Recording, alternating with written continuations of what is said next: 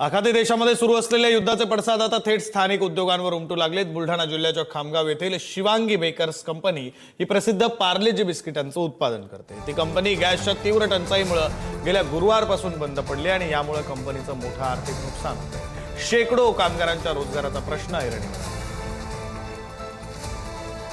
बुलढाण्याच्या खामगाव या शहरामध्ये जो आहे हे शिवांगी बेकर्स आहे आणि ही कंपनी जी आहे पार्लेजी बिस्किटाचं उत्पादन करतं। मात्र गॅसच्या तीव्र टंचाईमुळे जे आहे गेल्या 4 दिवसांपासून हे संपूर्ण उत्पादन जे आहे ते ठप्प झालेलं आहे, बंद पडलेलं आहे।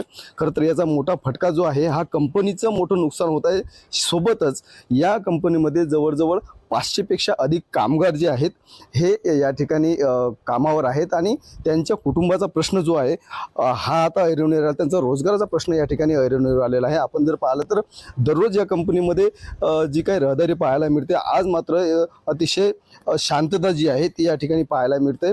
कंपनीचे सध्या डायरेक्टर जे आहे ते आपल्यासोबत आहेत। साहेब, काय सांगाल, किती दिवसापासून कंपनी बंद ठेवावी लागली आणि कुठल्या कारणामुळे बंद करण्यात आली? आम्ही पार्लेसाठी उत्पादन करतो आणि आमचे जे दोन्ही ओव्हन आहे ते LPG गॅसवर चालत आहे।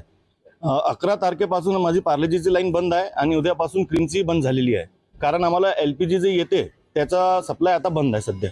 बरं, दिवसाची गॅसची मागणी किती आहे आपल्याकडे आणि किती गॅस साठा उपलब्ध होता? आम्हाला सुमारे 3 टन गॅस दररोज लागते दोन्ही ओव्हनसाठी आणि 11 तारखेला आम्हाला मेल आला की आम्ही गॅस सप्लाय करू शकत नाही, कारण त्यांना वरून आदेश आलेला आहे की कमर्शियलसाठी थोडासा सप्लाय थांबण्यासाठी त्यांना निरोप आलेला आहे, म्हणून आम्हाला गॅस येऊन नाही राहिली, म्हणून दोन्ही फॅक्टरी बंद आहे। आमची मागणी एकच आहे की जवळपास अर्धी तरी गॅस जे आम्हाला लागते त्याचा 50% तरी आम्हाला, कारण दोन्ही कंपनी चालणार आणि कामगारांचाही चांगलं होईल। संदीप वानकडे, पुढारी न्यूज, खामगाव, बुलढाणा।